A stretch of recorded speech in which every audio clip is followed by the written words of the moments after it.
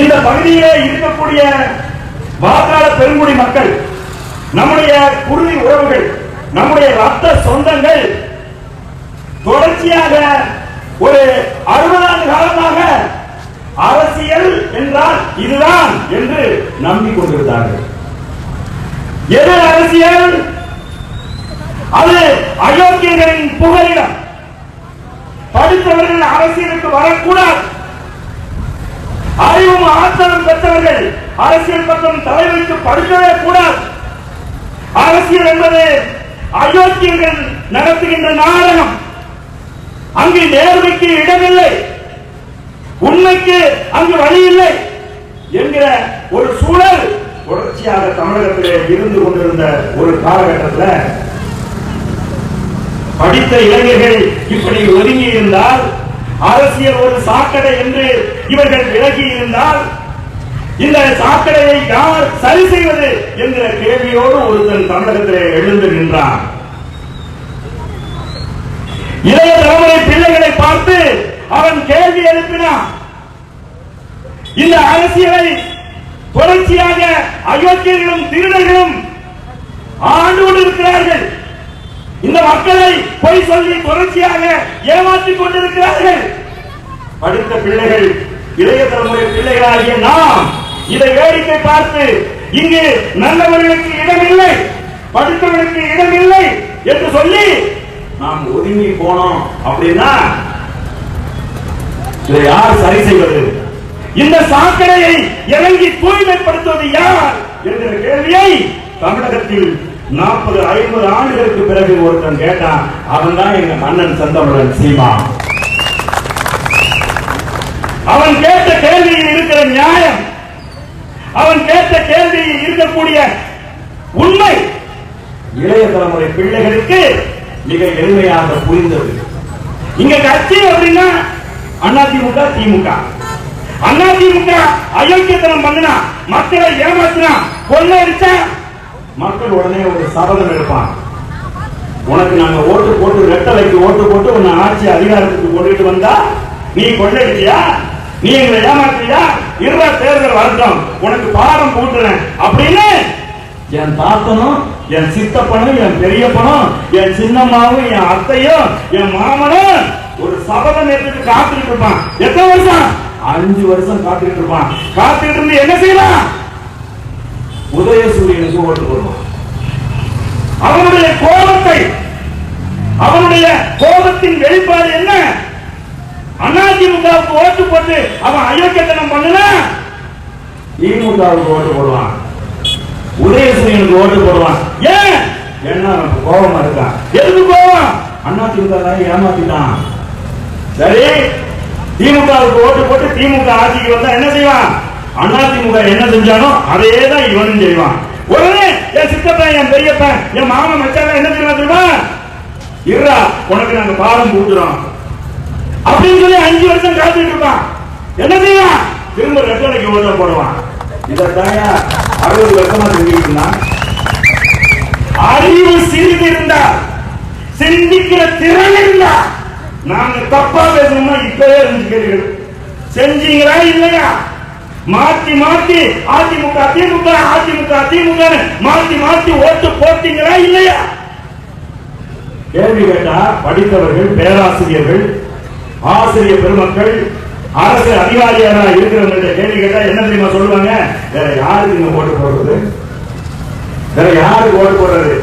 தேர்தல் வந்தா 2 பிரிஞ்சுக்கலாம். ஒரு குரூப் திமுக கூட்டணி இருக்கிற கட்சி எல்லாமே 2 பிரிஞ்சிடுவான். ஏன்னா மக்கள் மேல தப்பு இல்ல, அவங்களுக்கு நோ சான்ஸ், வாய்ப்பு இல்ல. ஏன் அவன் 2 பிரிஞ்சிடுவான்? 2 எப்படி பிரிவான்? திமுக கூட்டணி, அதிமுக கூட்டணி. வெட்கக்கேடு, வெட்கக்கேடு. என்ன வெட்கக்கேடு? கட்சி வச்சிருக்கிறதே கூட்டணிக்கு. திமுக கூட்டணி, அதிமுக கூட்டணி 2 பிரிஞ்சு நின்னா கோவப்பட்ட மக்கள் இவனும் கொள்ளையடிக்கிறான், இவனும் கொள்ளையடிக்கிறான், இவனும் மக்களை ஏமாத்துறான், இவனும் மக்களை ஏமாத்துறான் அப்படின்னு தெரிஞ்ச அறிஞ்ச மக்கள் யார் ஓட்டு போடுவான்? இருக்கிறதே 2 கும்பல் தான், 2 திருட்டு கும்பல். அப்ப மாத்தி மாத்தி தானே போடுவான். இந்த சிந்தனை எழுந்து இளைய தலைமுறை தமிழ் பிள்ளைகளிடையே கேள்வி எழுப்பி ஒருத்தன் எழுந்து வந்து நின்று அந்த சாக்கடையை, அரசியல் என்கின்ற அந்த சாக்கடையை நான் தூய்மைப்படுத்துவேன், என் இளைய தலைமுறை பிள்ளைகளை நான் அரசியல் ஊட்டி, அரசியல் அறிவூட்டி ஒரு கட்சியாக நான் எழுந்து நிற்பேன் என்று எழுந்து நின்றவன் தான் எங்கள் அண்ணன் செந்தமிழன் சீமா. சிந்திக்கின்ற பிள்ளைகளை உருவாக்கினார். பேசுறாங்க தம்பிதான் பெருமையா இருக்கு. கீழே உட்காந்து கேட்குது, நேரம் முடிஞ்சு. ஏன்னா என் தம்பியை பேசுறத உட்காந்து கேட்க அவ்வளவு பெருமையா இருக்கு. என்ன அரசியல் பேசுறாங்க? திமுக பேசுவானா? அதிமுக பேசுவானா? முடியுமா அவங்களால? நான் கேட்கிறேன். ஆகவே என் அன்பான வாக்காளர் பெருங்குடி மக்களை, ஏதோ நாம் தமிழர் பிள்ளைகள் வர்றாங்க. நீங்க வந்து பாத்தீங்க அப்படின்னு சொன்னா, இந்த நிலப்பரப்பில் அனைத்து உயிர்களுக்குமான அரசியல் அப்படிங்கிற தீர்மானம் இந்த மண்ணில் வந்து சொன்னார். இவங்க மலையை வெட்டிட்டு போறாங்க. எப்படி அரசியல் அறிவை எங்கள் அண்ணன் எங்களுக்கு ஊற்றினான் என்று சொன்னால், மலையை வெட்டிட்டு போறான். மலையை வெட்டுறான். யாரா வெட்டுறான்? அரசியல்வாதி வெட்டுறான். மலையை அழுறான். யாரா அழுறான்? அரசியல்வாதி அழுறான். மலையை வெட்டினா உடைக்குங்க. நீங்க நாம் தமிழர் கட்சியாரும் கேட்கிறீங்க, உங்களுக்கு என்னடா? அவன் அரசியல்வாதி, அனைத்து அதிகாரமும் அவனிடம் இருக்கிறது, அவன் அர்த்தம் செய்வான். அப்படின்னா மழையை வெட்டிட்டு போனா மழை வராது. அங்க இருக்கக்கூடிய சோலை காடுகள் எல்லாம் அழிந்துவிடும். காடுகள் அழிஞ்சிட்டா மழை பெய்யாது. மழை பெய்யாத குடிக்க தண்ணி இருக்காது. குடிக்க தண்ணி இல்லைன்னா புல் பூண்டெல்லாம் அழிஞ்சு போயிடும். புல் பூண்டு அழிஞ்சா இந்த பூமி உயிரினங்கள் வாழ்வதற்கு தகுதியற்ற ஒரு இடமாக மாறிவிடும். அப்படி தகுதியற்ற இடமா மாறுச்சுன்னா மனுஷன் செத்து போவான். இதுதான் விஞ்ஞானம். இந்த விஞ்ஞானம் இங்க இருக்கிற மக்களுக்கு தெரியல. அவங்க என்ன நினைச்சாங்க? அதிகாரம் மிகவும் வலிமையானது. அந்த அதிகாரம் யாருக்கு இருக்கு? அரசியல் கட்சிகளிடம் இருக்கிறது. எம்பி இருக்கு, அவனை இருக்க முடியாது. எம்எல்ஏ இருக்கு, அவனை இருக்க முடியாது. அமைச்சர்கள் இருக்கு, அவனை இருக்க முடியாது. அவன் நினைச்சா மழையை வெட்டுவான். அவன் நினைச்சா மழை அழுவான். மழையை வெட்டினா உடைக்கா? மழையை வெட்டினா மழை வராதா?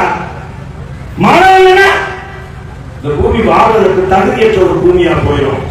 அப்படி தகுதியற்ற பூமியா போனா உன் தலைமுறையிலேயே குடிக்க தண்ணி இல்லாம மனித சமூகம் அழிந்து போய்விடும் என்கிற உண்மையை, விஞ்ஞானத்தை ஒரு பேராசிரியர் போல தமிழகம் முழுவதும் மேல போட்டு பேசுறவன் எங்க அண்ணன் செந்தமிழன். அப்ப மழையை வெட்டக்கூடாது. ஆற்று மணலை அள்ளினால் ஆறு செத்து போகிறான்னு சொன்னா, ஆற்று மணலை அள்ளக்கூடாதுன்னா, மழையை வெட்டக்கூடாதுன்னா என்ன பண்ணணும்? நல்லவன் ஆட்சி அதிகாரம் வரணும். அதிகாரம் யாருக்கு வரணும்? நல்லவர்களிடம் வர வேண்டும். திருடாதவர்களிடம் வர வேண்டும். பொய் சொல்லாதவர்களிடம் வர வேண்டும். மக்களை ஏமாற்றுவதற்கு வந்து வரணும். ஏமாற்றுவன் அந்த அதிகாரம் போச்சுன்னா அவன் திரும்ப திருடுவான். அதிமுக மழையை வெட்டின போது திமுக காரர்கள் களத்தில் இறங்கி போறான்னா மழையை வெட்டக்கூடாதுன்னு. உடனே நம்ம என்ன நினைச்சோம்? ஆஹா, என் மழையை காப்பாற்றுகிற வல்லுநர்கள் இவர்கள் தான் அப்படின்னு சொல்லி இவனுக்கு ஓட்ட போட்டான். இவன் வந்தவன் என்ன பண்ணான்? சக்கரை நல்ல நிறைய சக்கரை இருக்கிற லாரியை கொண்டு போய் இவன் இன்னும் கொஞ்சம் கூட வெட்டி எழுதிட்டு போறான். எங்க? கேரளாவுக்கு எழுதிட்டு போறான். மேற்கு தொடர்ச்சி மலையை வெட்டுறான். ஏண்டா, இந்த பூமி உனக்கு மட்டும் சொந்தமானதா? அப்ப நல்லவர்களுக்கு கையில வந்து ஆட்சி அதிகாரம் வரணும்னா அந்த கெட்டவனை யாரு தேர்ந்தெடுத்தது? கெட்டவனுக்கு அந்த அதிகார வலிமையை கொடுத்தது யாரு? அவனை எம்எல்ஏ ஆக்கினது யாரு? அவனை எம்பி ஆக்கினது யாரு? அவனை அமைச்சராக்கினது யாரு? யோசிச்சு பாருங்க. நீ ஏழையா இருக்கலாம், நீ கூலிக்காரனா இருக்கலாம், நீ சாப்பிடுறதுக்கு கஷ்டப்படுறவனா இருக்கலாம். ஆனா உன்னுடைய வாக்குத்தான் பொன்முடியை இன்றைக்கு அமைச்சராக்கி இருக்கிறது. உன் வாக்குத்தான் முத்துவேல் கருணாநிதி ஸ்டாலின் அவர்களை முதலமைச்சர் ஆக்கியிருக்கு. நீ சாதாரண ஆளு குடிசையில வாழ்றவனா இருக்கலாம். உன்னுடைய வலிமை பெருசா, அவனுடைய வலிமை பெருசாங்க.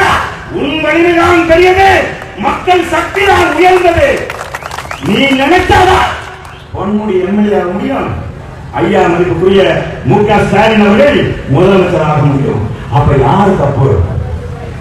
இவ்வளவு சக்தி வாய்ந்த இந்த அதிகாரத்தை, வலிமை மிக்க இந்த அதிகாரத்தை அவர்களுக்கு கொடுத்தது யாரு? நல்லவர்களை தேர்ந்தெடுக்க வேண்டும். ஒருத்தன் வாக்கு கேட்டு வர்றவன் நல்லவனா கெட்டவனா எப்படி கண்டுபிடிப்பீங்க? என் அன்றாட குருதி உறவுகளை ஒருத்தன் வாக்கு கேட்டு உங்கள்கிட்ட வர்றான்னா அவன் நல்லவனா கெட்டவனா எப்படி கண்டுபிடிப்பீங்க? அதுக்கு ஒரு டெஸ்ட் இருக்கு. ரொம்ப ஈஸியா கண்டுபிடிக்கலாம். அதுக்கு ஒரு டெஸ்ட் இருக்கு. என்ன டெஸ்ட்? திருட்டுத்தனமா ராத்திரியில திருடன் முன்னாடி வருவாங்க. என்ன பண்ணுவான்? திருட்டு பயிர மாதிரி ராத்திரியில திருட மாதிரி வருவான். நான் திருட்டு பயிர் மாதிரிகள் இல்ல, திருடர்கள், திருட அயோக்கியர்கள் வந்து என்ன செய்வான்? வாக்குக்கு பணம் கொடுப்பான். எங்கிட்ட சொல்றான், ஈரோடு கிழக்கு நாங்க வேலை செஞ்சோம், வெயில இருந்து செத்து இருக்கோம். அப்ப எங்கிட்ட என்னோட நண்பர்கள், திமுக நண்பர்கள் சொல்றாங்க, என்ன களஞ்சியம், ஏன் இப்படி கிடந்து சாகுறீங்க இந்த வெயில? எங்களுக்கெல்லாம் 3 நாள் வேலை, 3 நாள் எங்க வேலை முடிஞ்சிடும். என்னது? பணம் பட்டுவாடா முடிஞ்சிடும். ஏன்னா 60 வருஷம் அரசியல் பண்றீங்க, வெட்கமான சூடு சொன்ன இல்லையா? உங்களுடைய முன்னோர்கள் ஐயா பேரறிஞர் அண்ணா கொள்கையை உங்களுக்கு சொல்லிக் கொடுக்கலையா? ஐயா கட்டுமரம் கலைஞர் உங்களுக்கு கொள்கையை சொல்லிக் கொடுக்கலையா? நீங்க இத்தனை வருஷம் ஆட்சி அதிகாரத்தில் இருந்தீங்க, இந்த மக்களுக்கு எந்த நல்லதும் செய்யலையா? நான் கேட்கிறேன். அப்ப அந்த கொள்கைகளை மக்கள்கிட்ட சொல்லி, மக்களுக்கு நான் இந்த நல்லது செஞ்சிருக்கேன் அப்படிங்கறத சொல்லி வாக்கு கேட்கிற யோக்கியத ஏன் இல்ல? எதுக்கு வாக்குக்கு பணம் கொடுக்குற? இந்த வாக்குக்கு பணம் கொடுக்க வராத அவன் நல்லவன் இல்ல, அவன் அயோக்கியன். அவன் அயோக்கியன், நல்லா தெரிஞ்சுங்க. அவன் திருட. வாக்குக்கு ஒருத்தன் காசு கொடுக்குறானா? நான் கேட்கிறேன், இந்த பக்கத்துல இருக்கக்கூடிய இங்க கடை வச்சிருக்கக்கூடிய எல்லாரையும் பார்த்து நான் கேட்கிறேன், இங்க வாழைப்பழ பழக்கடை வச்சிருக்கிற அண்ணாச்சியை பார்த்து நான் கேட்கிறேன், ஒரு 500 ரூபாய் பணம் கொடுத்துட்டு உங்க கடையில இருக்கிறது எல்லாத்தையும் கொஞ்சம் கொஞ்சமா நான் கொள்ளை அடிச்சுக்கிறேன் அப்படின்னு சொன்னா அண்ணன் ஒத்துக்குவாரா? யோசிங்க, அண்ணன் ஒத்துக்குவாங்களா? ஒத்துக்க மாட்டாங்க. இங்க இருக்கிற கடை வச்சிருக்கிற அண்ணன் ஒத்துக்குவாருன்னா ஒத்துக்க மாட்டாங்க. ஏன்? நாய 500 ரூபாய் பணத்தை கொடுத்துட்டு என் கடையில் இருக்க 1 லட்சம் ரூபாய் பொருளை நீ கொள்ளை அடிப்பேடான்னு சொல்லி தூக்கி போட்டு என்ன அடிப்பாரு. அடிப்பாரா? அடிக்க மாட்டாரா? அடிப்பாருன்னா வெறும் 500 ரூபாய் 1000 ரூபாய் பணத்தை கொடுத்துட்டு உன் வாக்க கேட்டு 5 வருஷத்துக்கு கொள்ளையடிக்கிறதுக்கு வர்றாங்க, அவனை செருப்பு கட்டி அடிக்க வேண்டாமா? செருப்பு கட்டி அடிக்க வேண்டாமா? ஒரு தம்மா துண்டி எலி, ஒரு தம்மா துண்டி எலி உன் வீட்டுல வந்து ஒரு தக்காளியை திருடிடும். என்ன செய்யும்? ஒரு தக்காளியை திருடிடும். என்ன பண்ற நீ? உடனே மார்க்கெட்ல போய் ஒரு எலியை கொல்றதுக்கு ஒரு மருந்து பாயசம் வாங்கி வைக்கிற. வச்சு அந்த எலியை கொன்னாதான் அவனுக்கு தூக்கமே வரும். கண்டா, உன் உழைப்பை சொல்றான், உன் நாட்டை சொல்றான், உன் கனிம வளத்தை சொல்றான், உன் எதிர்கால சந்தையினுடைய வாழ்க்கையை சொல்றான். வெறும் 500 ரூபாய் கொடுத்துட்டு இவ்வளவு திருட்டுத்தனம் பண்றவனுக்கு விச வச்சு கொல்லணுமா இல்லையா? கொல்லணுமா வேண்டாமா? எதுக்கு இதுக்கு முன்னாடி ஒரு எம்பியை தேர்ந்தெடுத்தீங்க? எதுக்கு தேர்ந்தெடுத்தீங்க? எம்பியை தேர்ந்தெடுத்தீங்க? இந்த கண்டாட்சி வட்டத்தில் இருக்கிற மக்களை பார்த்து நான் கேட்கிறேன், எதுக்கு ஒரு எம்பியை தேர்ந்தெடுத்தீங்க? அந்த எம்பி 5 வருஷத்துல உங்களுக்கு என்ன செஞ்சாரு? யாராவது சொல்ல முடியுமா? ஒரு வருஷத்துக்கு இந்த விழுப்புரம் நாடாளுமன்ற தொகுதியில 5000 புள்ள படிச்சுட்டு வெளியில வருது. உங்க வீட்டு பிள்ளைங்க 5000 புள்ள படிச்சுட்டு வெளியில வருது. படிச்சு முடிச்சதுக்கு அப்புறம் என்ன பண்றதுன்னு தெரியல. எத்தனை பிள்ளைங்களுக்கு வருஷத்துக்கு 5000 பிள்ளைங்க என்ன பண்றதுன்னு தெரியல. ஆனா நீ என்ன நினைக்கிற? நான் பரம்பரையா திமுக, நான் பரம்பரையா அதிமுக. ஒரு 150 ரூபாய்க்கு வேட்டி வாங்கி கட்டிட்டேன், அதனால நான் அதிமுக, நான் திமுக. உன் பிள்ளைக்கு வேலை கிடைக்கலடா, உன் பிள்ளைக்கு வேலை கிடைக்கலடா. நீ ஓட்டு போட்டு தேர்ந்தெடுத்திய ஒரு எம்பி தேர்ந்தெடுக்கிற அந்த எம்பி என்ன கிழிச்சீர்கள் சொல்லுவா? திரும்பவும் சாதி பார்த்து ஓட்டு போடுவியா? திரும்பவும் கட்சி பார்த்து ஓட்டு போடுவியா? எவன் நல்லவனு பார்க்க மாட்டியா? எவன் நல்லவனு பார்க்காம நீ போடுற ஓட்டு பாரு, அது ஒன்னே இல்ல, உன் பிள்ளையோட வாழ்க்கையை கருத்து குட்டிச்சால் அடிக்கும். உன் பிள்ளை இருக்கு பாரு, உன் படிக்கிற புள்ள, அந்த பிள்ளையோட வாழ்க்கையை குட்டிச்சால் அடிக்கணும். ஏயா அவன் கொடுக்கிற 1000 ரூபாய் என்னத்துக்கு பயன்படும்? அவன் கொடுக்கிற மாதிரி உன் வாரத்துக்கு 1000 ரூபாய், அந்த 1000 ரூபாய் வாங்கி நாட்டு வைக்க முடியுமா? உன் பிள்ளைய கட்டி கொடுத்துட முடியுமா? உன் படிக்கிற உன் பிள்ளைக்கு ஒரு மாசம் ஃபீஸ் கட்ட முடியுமா அந்த 1000 ரூபாய் வச்சு? அப்ப தூக்கி கசக்க அவன் மூஞ்சில அடிக்க முடியாதா உன்னால? நான் கேட்கிறேன், ஓட்டுக்கு பணம் கொடுக்க வர்றது திருமணம். இந்திய அரசியல் அமைப்பு சட்டத்துக்கு எதிராக செயல்படுகின்ற அந்த குற்றவாளிய அடிச்சு என்னைக்கு வருத்த போறோம்? என்னைக்கு வருத்த போறோம்? உங்க பிள்ளைங்களுக்கு எதிர்காலம் வேணும்னா, படிக்கிற உங்க பிள்ளைகளுக்கு வேலை வேணும்னா, இந்த விழுப்புரம் தொகுதியில 6 சட்டமன்ற தொகுதி இருக்கு. இந்த 6 சட்டமன்ற தொகுதிக்கும் தனித்தனியா பிரச்சனை இருக்கு.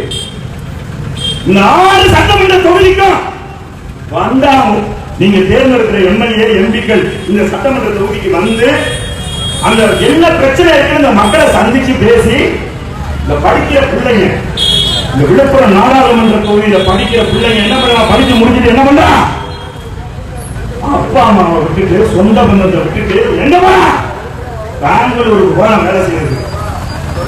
பெங்களூருக்கு வேலை செய்ய போறான், மும்பைக்கு வேலை செய்ய போறான். யாரு காரணம் நினைக்கிறீங்க நீங்க? என் அன்பான என் குருதி உறவுகளை, என் ரத்த சொந்தமே, யார் காரணம்? நீதான் காரணம். உன் பிள்ளைக்கு வேலை இல்லாம போனதுக்கு நீதான் காரணம். உன் பிள்ளை உன்னை விட்டுட்டு பெங்களூர்ல போய் தன்னம் தனியா கஷ்டப்படுறதுக்கு நீதான் காரணம். எப்படி நீ காரணம்? நீ போட்ட ஓட்டு காரணம். நீ போட்ட ஓட்டு காரணம். ஓட்ட வாங்கின என்ன பண்றான்? இந்த தொகுதியை முன்னேற்றா இல்ல, அவன் தன்னைத்தானே முன்னேற்றிக்கிறான். போய் பாரு, எடுத்து பாரு கணக்க. ஐயா பொன்முடியவர்கள் பாதியாரா இருந்து முதல்ல எலெக்ஷன் நின்ன போது எவ்வளவு சொத்து இருக்கு? எவ்வளவு சொத்து? 5 வருஷத்துக்கு அவர் எம்எல்ஏ இருந்தாருன்னா ஒரு எம்எல்ஏவுக்கு எவ்வளவு சம்பளம்? ஒரு மாசம் 1,05,000 ரூபாய் சம்பளம் ஒரு எம்எல்ஏவுக்கு. ஆனா 5 வருஷம் கழிச்சு எம்எல்ஏ பார்த்தா 100 கோடி ரூபாய் சொத்து இருக்கு. எப்படி? நீ கேள்வி கேட்கணும். நாங்க 13 வருஷமா கேள்வி கேட்கிறோம். 13 வருஷமா கேள்வி கேட்கிறோம். அந்த மக்களை பார்த்து நாங்க சொல்றோம், இளைய தலைமுறை பிள்ளைகள், படித்த பிள்ளைகளுக்கு வேலை வேணுமா வேண்டாமா? இந்த பக்கத்தில் இருக்கக்கூடிய பிரச்சனைகளை பேசி தீர்க்கணுமா வேண்டாமா? சொல்லுங்க பாப்பா. விழுப்புரம் நாடாளுமன்ற தொகுதியில் ஏதாவது ஒரு தொழிற்சாலை இருக்க, தொழிற்பேட்டை இருக்கா? எவ்வளவு மத்திய ஒன்றிய அரசு ஒரு நாடாளுமன்ற தொகுதிக்கு எவ்வளவு பணம் ஒதுக்குறது உங்களுக்கு தெரியுமா? எவ்வளவு பணம் ஒதுக்குன்னு தெரியுமா? எம்பியா அந்த பணத்தை வாங்கி என்ன பண்றாங்க? என்னைக்காவது நீங்க கேள்வி கேட்டீங்களா? என்னைக்காவது நீங்க கேள்வி கேட்டீங்களா? உங்க பிள்ளைகள் நாங்கள், எனக்கு நீ ஓட்டு போட்டு என்ன நீங்க எம்பி ஆக்கி பாராளுமன்றத்துக்கு அனுப்பிச்சு பாரு, நான் வெள்ள அறிக்கை கொடுக்குறேன். எத்தனை கோடி இந்த தொகுதிக்கு ஒன்றிய அரசு ஒதுக்குது, எத்தனை கோடிக்கு நான் என்ன செஞ்சேன், படிச்சு முடிச்சுட்டு வர உங்க பிள்ளைக்கு வேலை வாங்கி கொடுக்கறதுக்கு நான் என்ன பண்ணினேன்னு என்கிட்ட திட்டம் இருக்கு. நான் உங்க பிள்ளைங்களுக்கு சாகிற வரைக்கும் என்ன மறக்க முடியாத ஒரு ஆளா நான் ஆயிடுவேன். உங்க பிள்ளைகளுக்கு கடவுள் கூட என் அண்ணன் களஞ்சியம் அப்படின்னு நினைக்கிற அளவுக்கான ஒரு ஆளா இந்த தொகுதியில நான் இருப்பேன். நீ இந்த தொகுதியில எந்த பக்கம் திரும்பினாலும் என் போன் நம்பர் எழுதி கிடக்கும். உனக்கு என்ன பிரச்சனை எனக்கு போன் பண்ணி கேட்கலாம். நேரடியா, யாரு இடைத்தரகர்களே கிடையாது. நேரடியா எனக்கு ஓட்டு போட்டு என்ன நீ எம்பி ஆகுனா நேரடியா போன் பண்ணி, ஐயா என் பிள்ளை இந்த படிப்பை படிச்சுட்டு வந்திருக்கான், அவன் வேலை இல்லாம இருக்கான், அவன் என்ன பண்ண போற நீ அப்படின்னு கேட்கிற உரிமை உங்களுக்கு இருக்கிறது. என் அன்பான உறவுகளை, மிகப்பெரிய அதிகார பலத்தை, அதிகார வலிமையை நீங்க தூக்கி அதிமுக காரனுக்கும் திமுக காரனுக்கும், அதிமுக கூட்டணிக்கும் திமுக கூட்டணிக்கும் சாதி வாக்கு ஓட்டு போட்டு, கட்சி வாக்கு ஓட்டு போட்டு என்ன பலனை கண்டீங்க? நீங்க என்ன பலனை கண்டீங்க? நான் கேட்கிறேன். ஆகவே இந்த கண்டாச்சிபுரம் பகுதியில் வாழ்கிற என் குருதி உறவுகளை, உங்களுக்கான நேர்மையான ஒருத்தனை, உண்மையான ஒருத்தனை தேர்ந்தெடுப்பதற்கான பெரும் வாய்ப்பு இந்த தேர்தலில் உங்களுக்கு இருக்கிறது. காசை வாங்கிக்க. நாங்கள் தான் காசு 1 பைசா கூட கொடுக்கல. சட்டமன்ற தேர்தலில் நாங்கள் 5 பைசா கூட கொடுக்கல. இந்த அதிமுக கூட்டணி திமுக கூட்டணி பல பல பல கோடி. நான் ஒரு கணக்கு சொல்ற மாதிரி, கணக்கு தெரிஞ்சா கணக்கு போட்டு பாரு. ஒரு ஓட்டுக்கு 1000 ரூபாய் கொடுக்கலாம். நம்முடைய விழுப்புரம் பாராளுமன்ற தொகுதியில 15 லட்சம் ஓட்டு இருக்கு. ஓட்டுக்கு 14,000 சில்லற ஓட்டு இருக்கு. ஒரு ஓட்டுக்கு 1000 ரூபாய் எத்தனை கோடி வருதுன்னு கணக்கு போடுவாரு. அத்தனை கோடிய அதிமுக கூட்டணியும் இன்வெஸ்ட் பண்ணுது, திமுக கூட்டணியும் இன்வெஸ்ட் பண்ணுது. இப்போ புதுசா வந்திருக்கான ஒரு கூட்டணி, யாரும் பிஜேபி கூட்டணி. நமக்கும் அவங்களுக்கும் ஏதாவது சம்பந்தம் இருக்காயா? ஏதாவது சம்பந்தம் இருக்கா? அவன் பேசுறது என்னன்னு நமக்கு புரியுமா? யோசிங்க. எங்க அண்ணன் சொல்ற, யாரு மதிப்புரிய தம்பி அண்ணாமலை சொல்ற, என் மக்கள் என் மண் அப்படிங்கிறார். நான் கேட்கிறேன், அண்ணாமலை அவர்களை பார்த்து கேட்கிறேன், என் மக்கள் என் மண் என்று சொல்லுகிறாயே, மழையை வச்சு அழுதாங்க, அது ஓ மண் இல்லையா? அதை என்ன நீ என்னைக்காவது கேட்டிருக்கியா? ஆஸ்திரேலிய மண்ணெல்லாம் அள்ளிட்டு போய் தண்ணி ஓடுற என் ஆஸ்திரேலியா சாயடிக்கிறான், அது ஓ மண் இல்லையா? அதை கேட்க மாட்டேன் நீ. நான் கேட்கிறேன், அது என்ன என் மக்கள் என் மண் என் மக்கள் அப்படிங்கிற? செர்லைட்ல 13 பேரை துப்பாக்கி சுட்டு கொண்டா, என்னடா தப்பு பண்ணாங்க? என் உறுதி கூறி உறவு என் சொந்தக்காரன் என்னடா தப்பு பண்ணா? அவன் ஓ மக்கள் இல்லையா? அவனை நீ கேள்வி கேட்கிற என்னைக்காவது? இப்ப வெள்ளம் வந்துச்சு சென்னையில, 10 நாள் சோறு கூட இல்லாம என் மக்கள் தண்ணீர்ல படுக்க இடம் வேணும்னா எங்க அண்ணன் செந்தமிழன் சீமா கிட்டத்தட்ட 25 நாட்கள் அந்த மக்களோட மக்களா போய் நின்னாண்டா. நின்னா வந்தாரே மோடி, படையெடுத்து வர்றாரு தமிழ்நாட்டுக்கு, வணக்கம் அப்படிங்கிறாரு. அந்த மக்களை போய் பார்த்தாரா? அந்த மக்களை போய் பார்த்தாரா? எல்லாரும் கேட்டாரா? அப்புறம் என்ன என் மக்கள்? தாமிரபரணி ஆறு தண்ணி வந்து கிட்டத்தட்ட கன்னியாகுமரி மாவட்டம், திருநெல்வேலி மாவட்டம், தூத்துக்குடி மாவட்டம், தென்காசி மாவட்டம், 4 மாவட்டம் மூழ்கி போச்சு. மக்கள் தவியா தவிச்சு கஷ்டப்பட்டு இருந்தான்.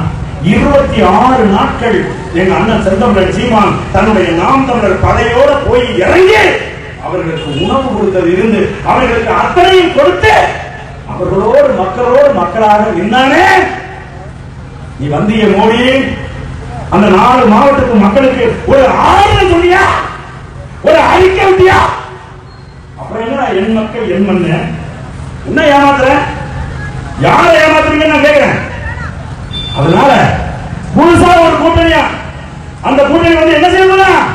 தமிழ்நாட்டை அப்படியே புடிங்கி நாட்டு நட்டு வைக்க போதான். புரியுது சொல்றது? அதனால உங்ககிட்ட வந்து காசு கொடுத்து, நீ பாத்தீங்கன்னா கடந்த 2021 சட்டமன்ற தேர்தலில் காசை அள்ளி வாரி இறைச்சாங்க. திமுக ஒரு பக்கம், அதிமுக ஒரு பக்கம். அதுக்கு நடுவுல வெறும் கருத்தை சொல்லி வாக்கு கேட்டு நாங்க நின்னோம், நாம் தமிழர் கட்சி நின்னோம். ஏன்னா இந்த தொகுதியை கண்டாட்சிபுரத்தில் இருக்க மக்கள் யோசிக்கணும். காசு கொடுப்பான், அவன் காசு கொடுத்து திருட்டு போயிடாதான், காசு கொடுத்து குற்றவாளி ஆகிறான்.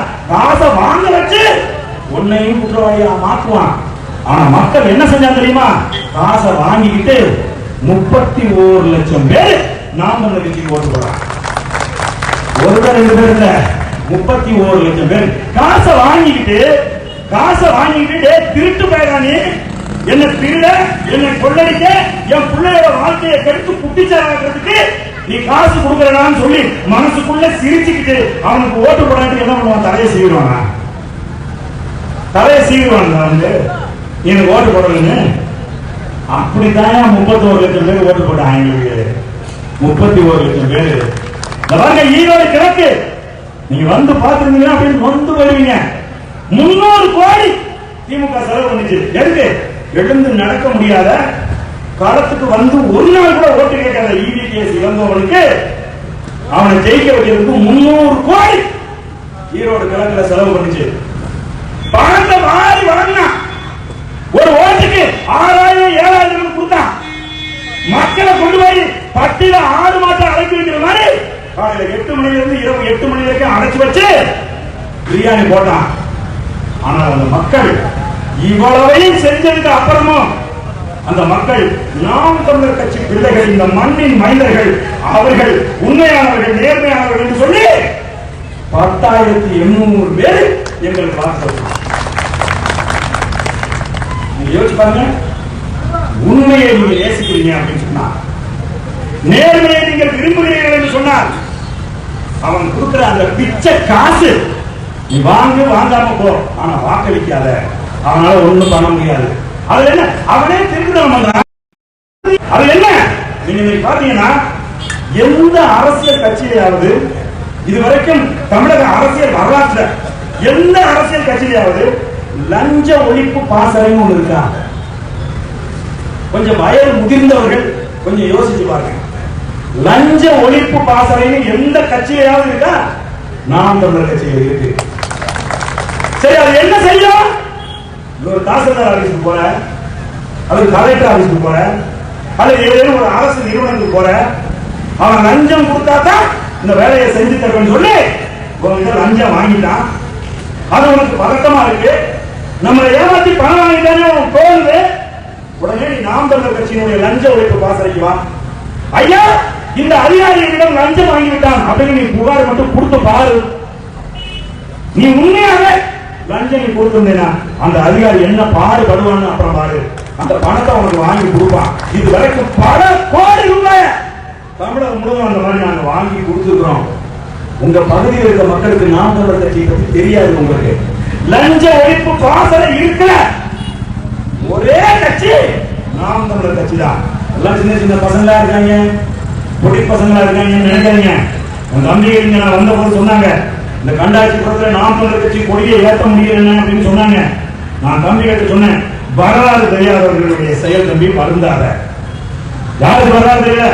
எவன் அங்கே கொடி ஏற்ற வேண்டாம் என்று சொன்னானோ அவனுக்கு வரலாறு தெரியல. என்ன வரலாறு?